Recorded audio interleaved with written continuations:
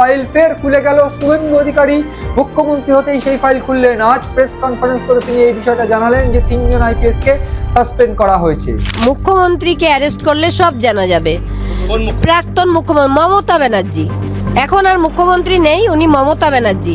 আমি বলেছিলাম 14 তলা নবান্ন থেকে ওনাকে না নামালে আমি মেয়ের বিচার পাবো না। এবার দেখুন কেন বলেছিলাম এই কথাটা। কিভাবে এই গোটা ঘটনায় তথ্য প্রমাণ লোপাট করা হয়েছিল বলে রাখতে চাইবো যে তৎকালীন স্বাস্থ্যমন্ত্রী মমতা বন্দ্যোপাধ্যায় ছিলেন। তিনি এই আমরা দেখেছি যে যখন ঘটনাটি ঘটেছে তারপরে যখন তার পরিবারকে ফোন করা হয়েছিল, তারপর তার পরিবারকে ঘটনাস্থলে যেতে দেওয়া হয়নি, কিন্তু সেইখানে ঢুকে পড়েছিলেন বিরূপাক্ষ বা অন্যান্য যেসব যারা রয়েছেন তারা, এবং সেক্ষেত্রে পুলিশ আধিকারিকরা ছিলেন, অন্যান্য অনেক যারা বহিরাগত তারাও ঢুকে পড়েছিলেন।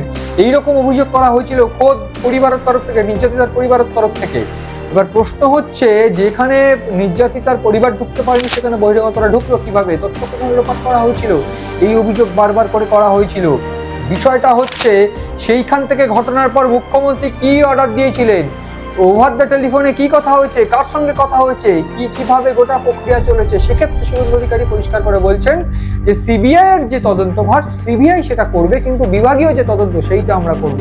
এক্ষেত্রে বাঘা বাঘা অফিসার বলে রাখতে চাইবো, DC central Indira Mukhopadhyay, DC north Abhishek Gupta, তৎকালীন সিপি বিনীত গোয়েল, তাদের 3 জনকে সাসপেন্ড করা হচ্ছে। 3 জনই গোটা ঘটনায় জড়িত ছিলেন। এবং প্রশ্ন হচ্ছে, শুভেন্দু অধিকারী বলছেন যে ঘটনাস্থলে ঘটনার যে চিত্র সেই ছবি তুলে ধরে যে প্রেস কনফারেন্স করেছিলেন ইন্দিরা মুখোপাধ্যায়, কার অনুমতি নিয়ে করেছিলেন? এরকম তো অনুমতি তিনি তো করতে পারেন না প্রেস কনফারেন্স।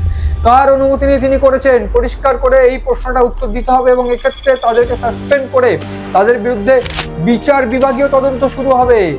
বিষয়টা হচ্ছে, বিচার বিভাগীয় তদন্ত শুরু হলে উঠে আসবে যে তারা কার কার সঙ্গে কথা বলেছিলেন, কিভাবে কথা বলেছিলেন, এবং সিবিআই এর যে তদন্ত সেটা যেমন সিমিলারলি চলবে, তার পাশাপাশি বিচার বিভাগীয় তদন্ত যখন হবে তখনই পরিষ্কার হয়ে যাবে যে কারা কারা এই গোটা ঘটনায় ইনভলভমেন্ট ছিল, কিভাবে ইনভলভমেন্ট ছিল।